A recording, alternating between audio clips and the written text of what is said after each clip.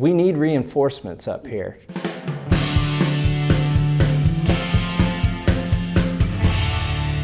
Hi, I'm Nick Gillespie with ReasonTV, and today we're talking with Thomas Massie. He is the United States Representative for Kentucky's 4th Congressional District. Since 2012, Congressman Massie, thanks for talking to us. Thanks, Nick. What I would like to do is to introduce our viewers to you via a couple of recent votes that you gave, and then we'll talk about what kind of binds us together. But you voted recently for the Keystone XL pipeline. How did you vote and why? How did I vote? I voted for it, and I voted because I thought that the government was trying to hold up the project. And that it makes total sense then to build that pipeline and to bring Canadian oil through the country. It does to me, and it's going to refineries in our country. I sit on the committee that marked up the bill, and so I got a chance to hear the amendments that the Democrats offered. And they had some good points, but most of their amendments were designed to kill the bill. I wish they had offered amendments that were actually constructive. One of my concerns was the eminent domain aspect of it.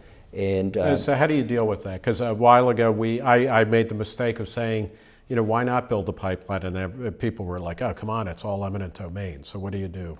Well, this is where you discover that our founders weren't libertarians necessarily. At least they were pragmatic in the sense, because eminent domain is in the Constitution, so is intellectual property and some other things that perhaps libertarians don't always agree with. But my concern in the Keystone bill was to make sure that there was still a path for justice for people whose property is being taken. Yeah, and there is. Let's talk about SISBA. Yeah, I voted against SISBA, and that was an easy no vote. So it stands for the Cyber Intelligence Sharing and Protection Act. And so what this bill does is it voids contract law between customers and their service providers. The service provider can no longer be held accountable to the customer if they violate the fundamental rights or even a contract by sharing their information with the government.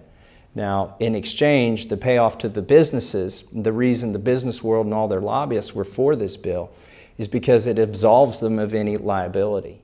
Are you worried in general about the government surveillance of everyday communications? And I mean, it's clear that the federal government and probably governments all over the world have the ability to basically snag virtually any communication that's happening.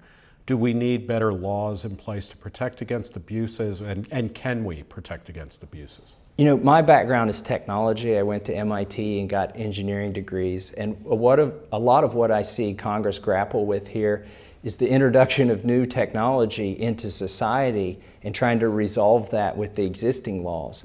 I don't necessarily think we need new laws. We need to respect the Constitution. So just because we have a new type of technology like the internet, or drones, for instance, it doesn't mean that all of our constitutional rights have to go away. We, as congressmen, we have to be sure that they're preserved even with the advent of new technology. Speaking of the internet sales tax, what's your position on that? I am passionately against the internet sales tax. Now, they're euphemistically calling it the Marketplace Fairness Act. Anything that's But that's kind of like security and sharing, or protection and sharing. Right. Or the Patriot Act, we know it's the exact opposite. It's doublespeak, right? It's Orwellian doublespeak, and it's not about fairness. It's about lobbyists coming up here for big corporations and asking Congress to help pummel their competition using a tax. I mean, you have people arguing it's not a tax increase, it's not, or they'll say that this tax is being raised, or it's not being raised. This is a tax that consumers already owed. Right. Because I guess... And I mean, in the marketplace, essentially what the internet sales tax will do is it will authorize state and local governments to get payments from internet vendors in a way that most of us can avoid that, because if Amazon.com or Best Buy doesn't have a physical presence in a location, then you don't have to pay sales tax. Right. The state of Kentucky could compel a vendor in New York to collect Kentucky sales tax. And I'm saying this is unprecedented. It changes the fabric of our country. It turns it into the virtual United States. The physical nexus was held to be the trigger by the Supreme Court for any kind of regulation or taxation. Is there an argument to be made, though, that taxes should be collected at the place where the sale is made rather than where the consumer is? So let's say you're in Kentucky, you buy something from a company in New York. Should you be taxed at New York's state income tax rate to receive that in Kentucky? Now, I contend the states can do that already. The states could tax the transaction. They choose not to tax that transaction because the companies will leave. Right. And part of this so-called Marketplace Fairness Act is about harmonizing tax laws so that companies can't and consumers can't escape one state's taxes by going to another state. And it takes away the competition that we have among the states, the healthy competition. Let's talk a little bit about IRS oversight, because you're on the committee, the oversight committee that is conducting IRS hearings. What is your take on what's been going on in the IRS, and are the Republicans and the Democrats getting this right, or are they missing the bigger picture when they look at widely admitted abuses of IRS power? Well, clearly laws were broken and abuses happened there at the Cincinnati office of the IRS, and it goes all the way to Washington. But Republicans and Democrats are missing the boat here. They've both adopted or internalized this premise that a 90,000 person bureaucracy that's 100 years old and in charge of enforcing 70,000 pages of tax code could actually operate without corruption or bias. The hearings, I was disappointed in the hearings. I sat through them and I asked my own questions, but the Republicans and the Democrats both seem to agree that if we just got the right people in the IRS, we could make the IRS work. I think we should be litigating not the administration and not necessarily the people who serve in the IRS, but the whole concept of an IRS and the big government. So what would replace that then, in terms of, if you don't want an income tax or an IRS, how does the government collect tax revenue? Well, if you had a flat tax, you could potentially have an IRS that's 1/100th of the size it is right now. And that would be your preference, a flat tax, like a 17% flat tax, or a fair tax. The fair tax, which is actually a consumption tax, if you did away with the income tax, has advantages as well. Either of those would be preferable to what we have today. Are you satisfied that the problems at the IRS were contained within the Cincinnati office, or within a few bad actors in D.C. sending them? Or do we know what's going on yet? We don't know fully. Of course, Lois Lerner took the fifth. It would be nice if we could get her to answer to some of the questions. The commissioner of the IRS... Although as a constitutionalist, you have to respect her right. I respect her right, although I still have my own right to question whether she did the right things when she was there. The acting commissioner at the time of the IRS would not accept responsibility. I asked him, that was one of my questions, will you accept responsibility? He wouldn't accept responsibility for it. Meaning that he did not give the orders to look at these groups more closely. That's what he said, and he also said he didn't convey any of these issues to the White House, although the White House logs showed that he was there 118 times over the course of 2 years. So it's hard to believe there was... I understand they have an incredible coffee shop in the White House. Yeah, it must be really... He said he came for the Easter egg roll. But listen, again, we're kind of getting off the topic here. The problem is... It doesn't matter if it was that gentleman or Lois Lerner or who. The government is an organism. Big government is an organism that Congress has created, and it's its own defense mechanism kicking in. It's conceivable that people somewhere below the White House just decided on their own to attack small government organizations. This is big government going after small government proponents. That's just a natural tendency of this monster that we've created. And you're arguing that, just at an organization that size, all kinds of weird stuff is going to happen, despite the best intentions. And we can't always rely on the best intentions. So describe your governing philosophy. I mean, what's the role of government in Thomas Massie's worldview? Well, I can't articulate it any better than Bastiat did in the law. But that's my description of what the role of government is. How one person treats another person doesn't change when you've got 1,000 people voting for one person who then treats those 1,000 people. The same basic principles apply. But Okay, so fundamentally, what should government be doing? And this goes to why I wanted to be on the Transportation Committee. My only experience in government prior to coming to Congress was as a county executive, and basically an administrator of the most granular local form of government you can imagine. And it's sort of a libertarian hell, because you have to provide all of these basic functions of government. But, and we can argue about whether we should build another library, and I would argue we probably shouldn't. They're outdated, and it's not a function that government needs to provide. But very few people argue about the roads or the police protection that happens at the local level. And as well as national defense. Yeah, so that scales from, at the local level, I found out even your most avid Tea Partiers wanted the roads paved and wanted the police to show up when something happened. Same thing at the state level, and here at the federal level, that applies to national defense and a transportation infrastructure where there is a federal nexus. So when I came to Congress, it's unavoidable we're spending money here. We're spending way more than I would like. We're spending $3.6 trillion, this year. What should we be spending next year?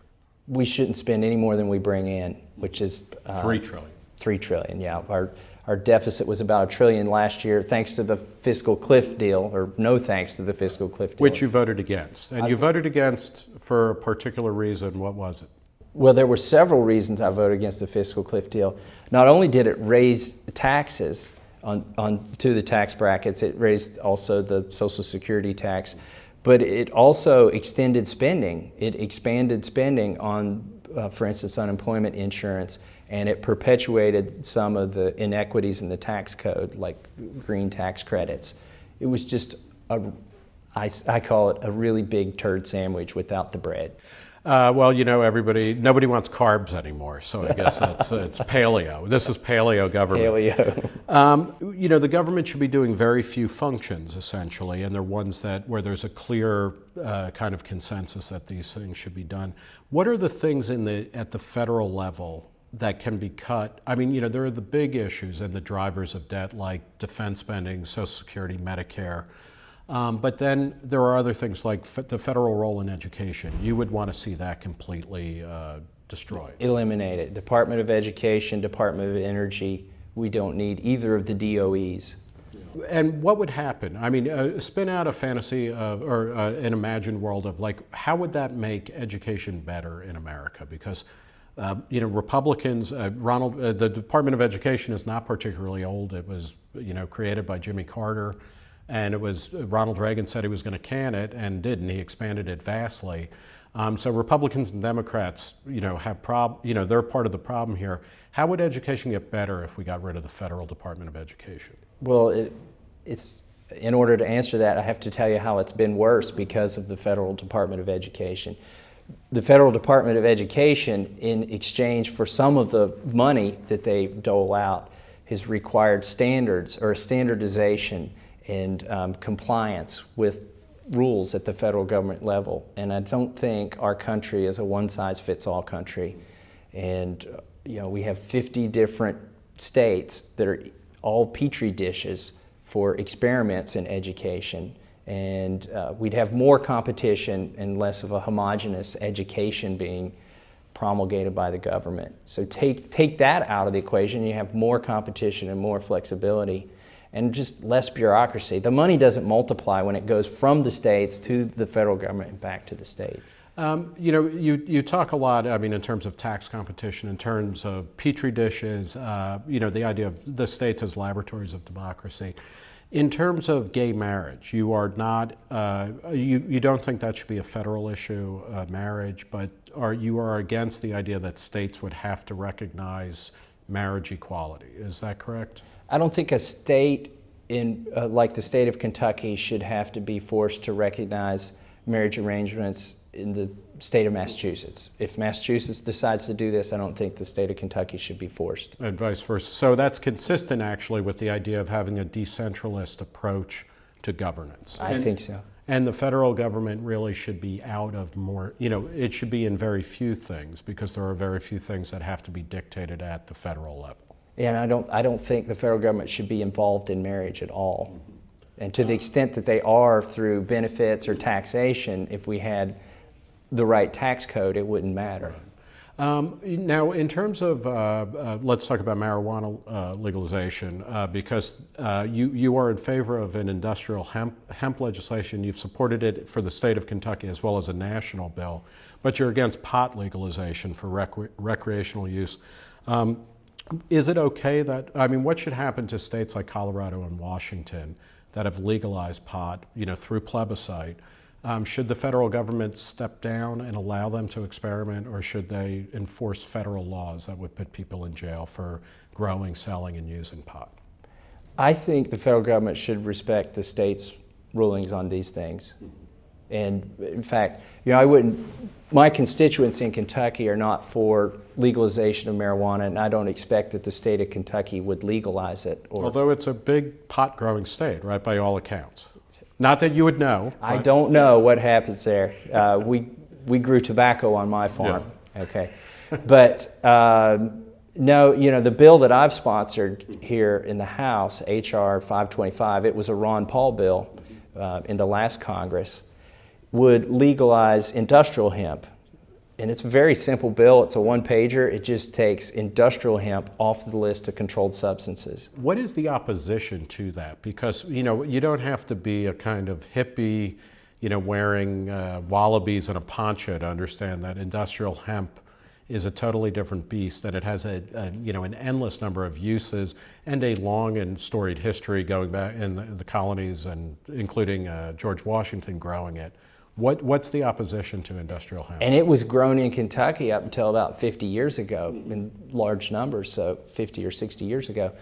The opposition, I think, is the lack of education about industrial hemp. When you tell people it's grown in Canada, it's grown in Europe, it's grown in every industrial country in the world except the United States, their ears perk up. And then when you tell them that we import it and you can go buy products in the store right now, in the supermarkets, in Lowe's that are made with this stuff, and we can't grow it here, they get more interested. And for me, it's more opportunity for farmers in Kentucky. It's an easy bill to sponsor for myself. It's just an educational campaign. And I think Ron Paul had 36 co-sponsors in the last Congress. 10 of those didn't return, so I had started out with 26. I've got 14 new co-sponsors. I'm up to 40 co-sponsors of the bill, and it's just a slow slog, educational campaign. Talk about Medicare and Social Security. I mean, these are old age entitlements, which are generally popular, certainly among the people who benefit from them, and they're problematic. They are taking up huge amounts of money. They're unsustainable in their current form. What's your preferred option to replace them? And then, short of that, how do we reform them in a way that doesn't kind of throw people under the bus, but also doesn't bankrupt the next 10 generations of Americans?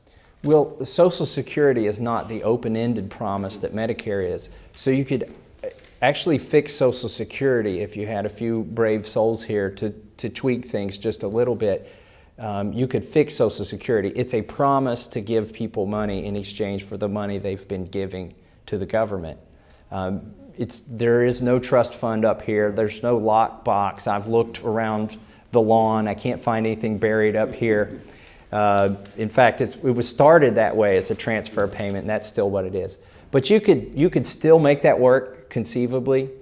Would you want it to keep working, or would you rather it be a kind of minimum income for seniors, say, or for poor people? Well, for all the people that are relying on the program, I think you have to keep the commitment. But I'd like to see some way for the younger generation, let's say 40 and under, to invest in other things for their retirement.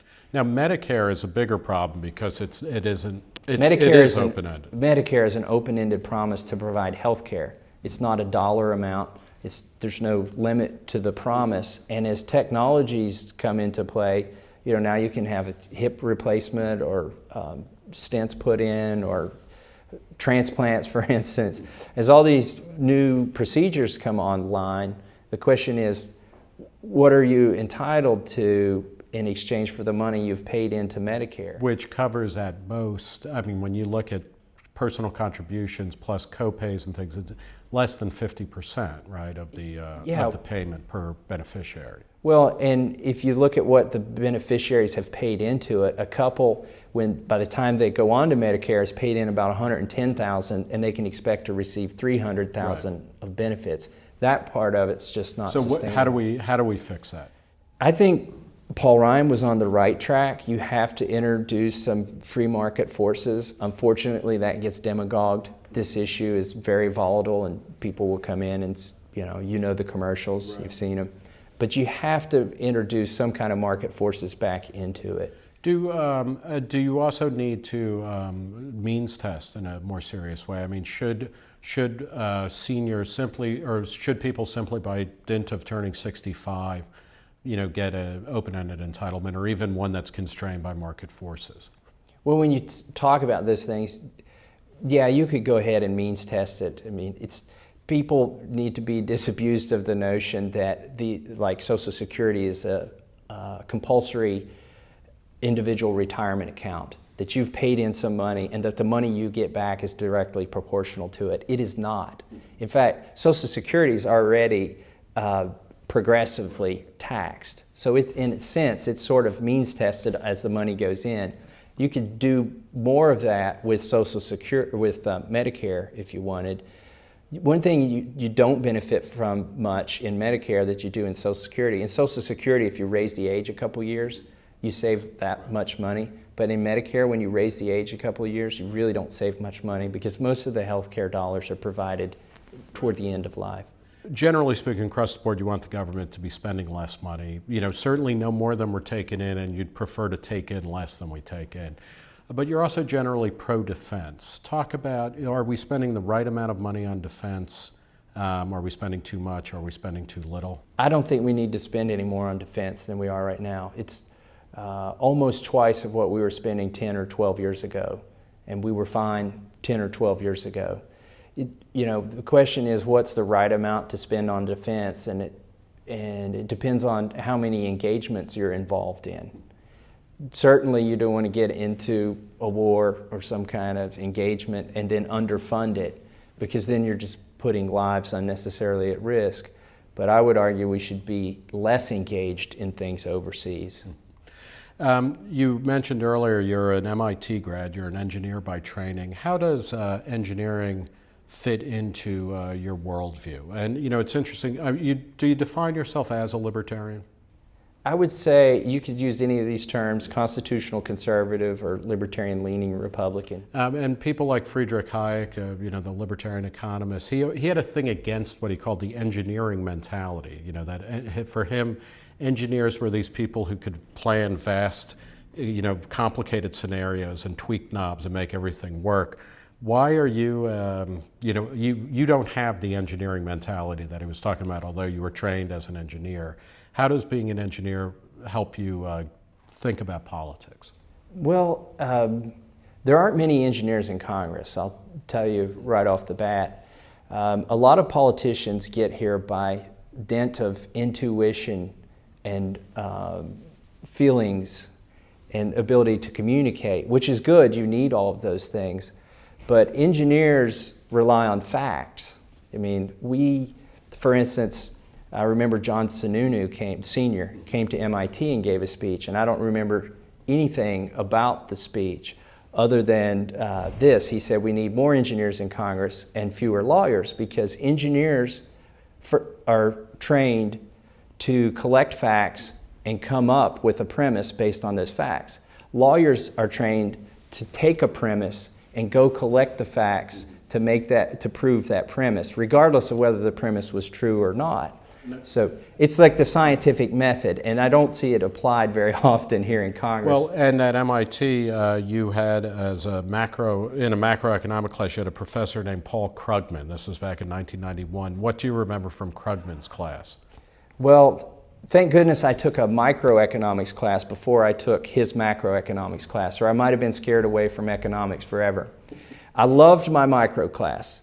You could explain human behavior, coupons, why there's a first class ticket and a coach ticket on the same airplane, why they cost different amounts of money, why free trade is good. If this island has chips and this island has salsa, both islands are going to be happier when they start trading. So microeconomics, it was like opening a new world to me, explaining human behavior with math. Then when I took Professor Krugman's course, it was more of a religion, and we were being asked to believe this. And he would say, well, we believe this here, but in Chicago they believe this. And I thought, I didn't come to MIT to adopt somebody's belief system. I came here to use math to explain things. And I learned from it that there's a lot of witchcraft involved in macroeconomics, particularly the Keynesian view of the world. You were a business owner. Talk a little bit about your entrepreneurial streak and how that informs your governing philosophy. So when I was at MIT, I invented a few things, started a company, started it as a subchapter S corporation, tried to navigate the tax code right off the bat, and learned very early on that government wasn't necessarily there to help you. It was this thing you had to navigate in order to start your business or to keep your business going. Learned an appreciation for free trade again, because 60% of what we manufactured and sold. And what were you manufacturing? So I invented a three-dimensional touch interface. With my device, an artist or a doctor could sit down and touch three-dimensional objects inside of the computer. And then in the case of the doctor, he could do a surgical simulation and learn a procedure without operating on a patient and feel what the procedure felt like. In the case of the artist, they could sculpt another toy or shoes or jewelry or a car dashboard and feel it while he was sculpting it. And it was very novel type stuff, and it goes straight to the 3D printer. Yeah, why are you wasting your time in Congress? You're wasting everybody's time in Congress. You got to follow up with this. 3D printers, I mean, these, with the printing of a gun, oh my God, everybody is terrified. Do you see that as the next great leap forward in terms of human ingenuity and innovation? I see 3D printing as the democratization of creation, kind of like the internet re-democratized commerce. You can go on eBay and sell something. You can start a company so easily and find a ready-made market. Well, this sort of democratizes the manufacturing process, and it makes it possible for you to design your own personal version of what you want and have it printed out immediately. I'm excited by it. When I was in business, it was the early 90s into 2000. The great thing about patents, and I know some libertarians are against patents, but the great thing about patents is they do spur innovation, and they spurred innovation in the 90s. But the good thing about patents is they expire. And back in the 90s, I was thinking, I can't wait until 17 years from now when all these 3D printer patents expire. There's going to be a revolution because we're going to have consumer 3D printers. And that's what you're starting to see right now. Those patents, those seminal patents are expiring. But those patents are important because if people who are developing this stuff can't monopolize the profit stream or the revenue stream for a while, they won't bother. Right, and it's in the Constitution. This is another example where I said the founding fathers may not have been libertarians because they put intellectual property in there as a pragmatic concession. They already knew that it would spur innovation. But the great thing about this country is the deal was, if you create it, you get to keep it, not your boss, not the government. You get to keep that. For a period of time. But when it comes to copyright, though, you are not, I can't imagine that you're in favor of an open-ended copyright system, which seems to be what we have, that every time Mickey Mouse or some other, very influential icon or property of a company comes ready to go into the public domain, suddenly it's 75 years, it's 90 years, it's 100 years that the copyright stays in force for. So Justin Amash and I were talking about this very example on the floor of the House today. And really, I think that's cronyism. That's not what the Founding Fathers intended. When the copyright expires, it should expire. It shouldn't be re-extended because you have lobbyists here in Washington, D.C., and you've got some kind of empire to protect. The founding fathers stated in the Constitution for limited periods of time for a reason, because that's the only real way that you spur creation and innovation. Now, there are some other issues of copyright and patents that have been abused, much to the detriment of American consumers. And one of the bills that I've recently introduced with Zoe Lofgren as a co-sponsor from Silicon Valley is one that will fix part of the DMCA the Digital Millennium Copyright Act, which is problematic across the board. Yeah, well, part of that bill, when they passed it, makes it a crime for you to unlock your cell phone. Regardless of whether you have a contract with the carrier, it's still a crime to unlock your cell phone. And we're trying to fix that, because I believe if you purchase a copy of something, you own that copy. Whether it's a piece of hardware, whether it's a song, you can change the music if you want. You should be able to rewire the hardware if you want, but that copy is yours, and that's a fundamental property right, and I'm glad to see that Democrats agree with me on that. Do you think there's a generational shift? I mean, as you are an insurgent within the Republican Party, you crossed kind of swords with John Boehner early on in your tenure. You work a lot with people like Justin Amash and Rand Paul. Is there a generational shift going on that is also dispositional? I mean, you're much more libertarian than the typical Republican. You're also more tech savvy. You're more embedded in the world as it's happening, as opposed to maybe somebody like John McCain. I mean, are there going to be more of you regardless of what happens, or how do you duplicate yourself? We need reinforcements up here. Now, the good news that I got when I came to Congress is it's not just Justin Amash and me. There are at least half a dozen, possibly a dozen, depending on where you draw the line, of libertarian-leaning constitutional conservatives in Congress. We need more. The other bit of good news is that if you look at a vote like SISBA, the Cyber Intelligence Sharing and Protection Act, you were 2 or 3 times more likely to vote against SISBA if you just got to Congress this cycle than if you'd been here for more than a congressional cycle. What do you think explains that? It's the generational shift that you asked about. I mean, some of these folks are younger. They understand the dangers of letting the government read your email. Right. And they're more in tune with their constituents who are of the same mind. Talk a little bit about what turned you on to politics. What were the events and the kind of trigger points for that? Because you were a county executive before you came to Congress, but you're not you didn't wake up at age 10 and say, wow, I want to be in Congress or anything like that. What brought you here? No, it was age 40 before I decided I wanted anything to do with this place. I always paid attention to what was going on in the world, even though I had a company to run and patents to develop and whatnot.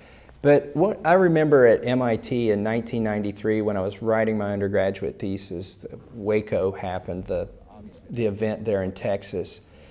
And it became obvious to me that maybe the government wasn't there to help those people.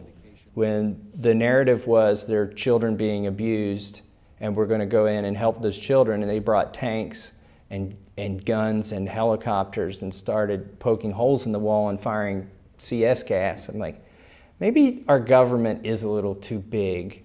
And so that was 20 years ago. And I remember watching that concerned me enough that I watched the hearings on C-SPAN. And I remember watching a congressman like Sonny Bono cry in the hearings. There were a few that fully grasped what went on there. And so I don't think you have to be a conspiracy theorist to realize that the government is sometimes out of control. Just look at the facts that are in front of you. So that shaped part of my concern over big government and the infringement on our civil liberties. The other was, my experience in business and paying taxes, I guess, as a job creator. And you've said that working against an occupational tax is kind of what helped you get into Kentucky politics. Yeah, there were, before there was the Tea Party, this was in 2006 or 2007, I had sold my ownership in my company in New England, come back to Kentucky to raise my family on a farm. And you live in a house that you built? You're off the grid? It's solar powered? My house is solar powered. I tell Republicans, you can hate the subsidies. I hate the subsidies too, but you can't hate solar panels. These are rocks that make electricity. So they're incapable of receiving your hate. They are good things. Now, we shouldn't be subsidizing them. But yes, my house is off the grid. I built it with wood from my own farm. I built my own ponds. I wanted to experience as much freedom as I could, so to speak. And you could find that there in Kentucky where I grew up, what I experienced as a kid. But what I realized was that our county government was starting to catch the same disease as the federal government, and they were becoming more intrusive. Under Bush, they were going to consolidate these conservation offices. Kentucky has 120 counties. They had 120 conservation offices. Well, our county got nervous and decided, our county government said, we need to make sure that consolidation happens here. We want the federal government in our county. Let's pass a new tax and build a brick building, a field of dreams for government, So they wanted to build welfare. it on the idea that the federal government would come to occupy this building paid for with a new tax. Yeah, and I thought it was a really bad idea, so I wrote a letter to the editor. If I had taken that letter to the editor and thrown it in the trash, I would not be here in Congress today, I assure you. But instead, I took it to the newspaper and I published it, and we had 150 people show up at a meeting where nobody ever showed up before. We stopped this new tax, and it was just almost like a scene from a movie that day when we had 150 people show up and stop this tax. But I got progressively more involved. There was a zoning effort to zone all the agricultural land in our county, which is like 99% of our land, which to me is a taking. When somebody has the option of building a business on their farm, and you take that option away, you've taken something from them. So I opposed that, opposed a library tax and a few other things, and then decided it was probably easier just to run for office. And I was kind of the dog that chased the bus, but one day I caught the bus, and I was then holding the key to the courthouse, and it felt like breaking and entering the day that, the first day of work as the county executive. But when I got in there, I found waste everywhere. Every bill that we paid, that our county government paid, had waste on it. The phone bills, we were paying for phone lines that weren't hooked up. We were paying for electric meters that didn't even belong to the county. Just everywhere you looked, every rock you turned over. And you were popular and successful in cutting government waste. Well, when I found the waste, I wanted everybody in the other counties to know there was probably money being wasted there. So I would go and speak in these other counties to Tea Party groups or 912 groups or whoever wanted to listen to me. And that's when I developed sort of a small following there of people who understood that you could make a difference at the local level. You didn't have to be in state politics or in federal politics. You are a big favorite of the Tea Party. You're one of the, kind of the valedictorian almost of the most recent class of Tea Party candidates to win. Do you think the Tea Party strays from its most effective message when it gets off of the idea that we're spending too much? A lot of Tea Party groups seem very hostile to immigration, or they seem much more fixated on securing the border than reducing spending. How do you think that plays out, and how does it inform your views on immigration? When I watched the Republican Revolution in the 90s, which was kind of the first wave of the Tea Party, but they didn't have the name then, I tried to figure out who was for smaller government and who was for bigger government. I didn't care what the labels were, Democrat, Republican, liberal, conservative. Were you for smaller government or bigger government? And I think the Tea Party should stick to that. In my race, it was kind of the coalition of three groups as I saw them. The Ron Paul Liberty folks, the Tea Party folks, and just Ronald Reagan conservatives who would have been part of the conservative revolution in the 90s. Just Republicans who don't ascribe to any labels, but are for smaller government. They know we're spending too much. I wish we would stick to that, because when we separate on social issues, trust me, we don't have the numbers here in Congress to pass the fiscal issues. So what is immigration is, front and center. What do we need? Do we have an immigration problem? And if we do, what should we be addressing first? Well, I think borders are important, and I think we should secure our border. I think we should take away the welfare incentive to come here. Most immigrants come here to work. In Kentucky, the legal temporary workers work on farms and provide an important service in Kentucky. Otherwise, our food is probably going to come from China because we can't compete with that labor. Should we have more temporary visas for agricultural workers or what is considered low-skilled immigrants? Would that help if the problem is illegal immigration, do we need to have more avenues for legal immigration? I think we do. That's what the farmers in Kentucky tell me. There are some that comply with the law and some that break the law. And I've not spoke with the ones that break the law, but when I speak to the ones that comply with the law, they say, you know, when I try to do this legally, I open up my farm to 3 government agencies that can come here at any hour, at any time, any day, and write me up on violations. Do you think if we expand the possible pool of legal immigration, we actually help to secure the border because then more people will be streaming through authorized checkpoints? I think we will. I think we do need a more streamlined worker visa program, not just for farm workers, by the way. We're going to be left in the dust on STEM issues. This stands for science, technology, engineering, and math. We let the students come here and we train them, but then we sort of kick them back out of the country. And these are some of your most entrepreneurial individuals that have ever crossed our borders. We would do well to keep them here. You're a man of faith. Could you talk a little bit about your faith and how that informs your sense of government or your limits to government, why government maybe shouldn't be calling most of the shots at anybody's life? I keep my personal views, or try to, on religion separate from my public life here in Congress. It's important to me. My faith is important to me. I'll be home this Sunday with my family in church. And I think it's helpful in guiding my personal life, but I don't want to impose those views on anybody else here. So in a way, that's also, a kind of laboratory of, laboratory of democracy or of experiment, understanding that things that are personal and central to people's value systems should be, people should be able to experiment as much as they want, as long as they're not forcing other people into certain behaviors. I think we should respect other people's religions, other people's views of the world, and try not to impose our own on them. And this is what government is about. Government is not about protecting us from ourselves. Government fundamentally is about providing some of these services you can't provide in the private sector, but also just protecting people from infringing on other people's rights or views.